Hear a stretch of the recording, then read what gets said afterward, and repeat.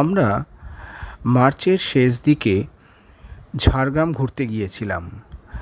Jhargram station থেকে খুব কাছেই একটা হোমস্টেতে ছিলাম। সেই হোমস্টে থেকে একটা টোটোতে করে আমরা কনক দুর্গা মন্দির দেখতে যাই। এই কনক দুর্গা মন্দির যাওয়ার পথটা খুবই সুন্দর।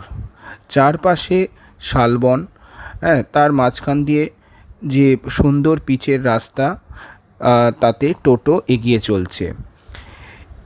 এই চলতে চলতে প্রায় 14 কিলোমিটার যাওয়ার পর এই কনক দুর্গা মন্দিরটি আসে। এর চারপাশে মোটামুটি গাছপালা ঘেরা জঙ্গল। এই জঙ্গলের ভেতর যখন আমরা গাড়ি পার্কিং করে মন্দিরের দিকে এগোচ্ছি, প্রচুর হনুমান আমরা দেখতে পেয়েছি, এদিক ওদিক ঘোরাফেরা করছে। আমরা ভয়ে ভয়ে হনুমানকে পাশ কাটিয়ে মন্দিরের কাছে পৌঁছলাম। আর মন্দির দেখার পর মন্দিরের পেছন দিকটা কিছুটা জঙ্গল পেরিয়ে যখন আমরা সিঁড়ি বেয়ে নামলাম, তখন একটি নদী দেখলাম। এই নদীটির নাম হচ্ছে ডুলুং নদী।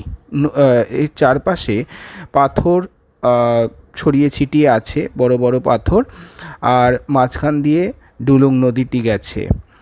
আদিবাসীরা একে অন্য নামে ডাকে, সুন্দরী ডুলুং নদী নামে। আর এখানের চারিপাশে লাল মাটি এবং ঘন জঙ্গল দেখা যায় নদীটির চারপাশে, এবং অপূর্ব মনোরম পরিবেশ। খুব সুন্দর লাগলো এই নদীটিকে দেখে। আর চারিদিকে নির্জন নিস্তব্ধ পরিবেশ আমাদেরকে মুগ্ধ করেছিল। এই কনক দুর্গা মন্দির যাওয়ার সময় একটি স্পট পড়ে, সেটা হচ্ছে কেন্দুয়া। কেন্দুয়া নামটা আমরা অনেকেই শুনেছি, একটি খুব পরিচিত নাম। আর এখানে